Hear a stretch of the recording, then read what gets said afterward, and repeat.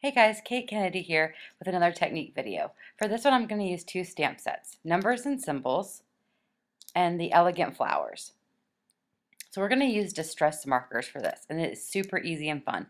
I'm going to start with my stamp set here and some watercolor paper that I've cut down to 4 1/4 or 4 by 5 1/4. And I'm going to use four colors of distress markers: the mustard seed, ripe persimmon, barn door, and wild honey. And I just showed you how I store my distress markers because you want to store these on their side, laying down. And I also have a little spritz or bottle of water. So I'm just going to color right onto the stamp and then spritz it with water and stamp it twice because I like to have the variation of the colors. And then I have a little cloth that I blot the stamped images with real quick just to make sure that nothing puddles and you can see the image nice and clear. So I'm just gonna kind of go through the colors, starting with the darkest and moving to the lightest, and just stamp them all over this watercolor paper.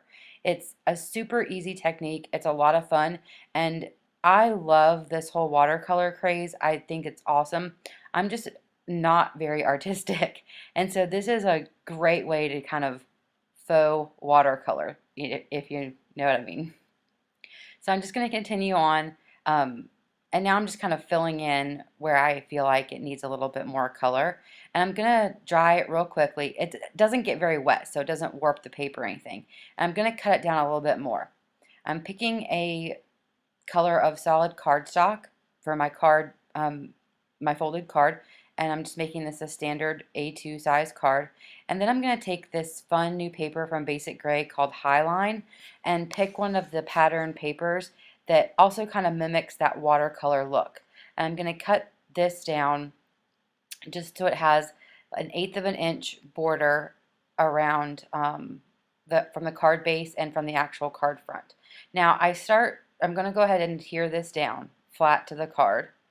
And then I start to put adhesive on my watercolor background, and I remember that I want to add some twine. So I'm going to take my little adhesive remover and take that off because I'm going to actually use pop dots.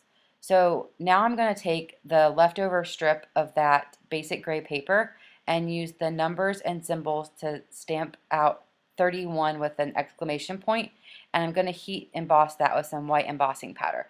I have a really good friend of mine who's having her 31st birthday tomorrow, and I wanted to make her a card, so it's just like, woohoo, 31. And then on the inside I'll stamp a greeting.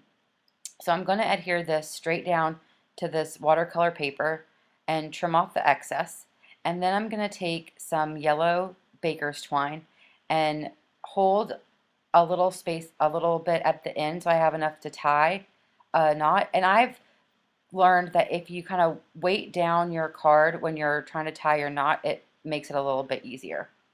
So then I'm just going to put some pop dots on the back of this watercolor panel and adhere that directly down to the card front. And now I feel like it needs a little something extra, so I'm going to take some enamel dots, one of my favorite embellishments for cards, and I'm going to add some white and some kind of a mustardy colored enamel dots just on that strip of pattern paper to kind of add a little bit more embellishment.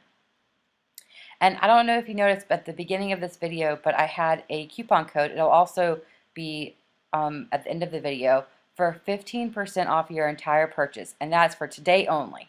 So here are some close-ups of the I actually created two cards using this technique.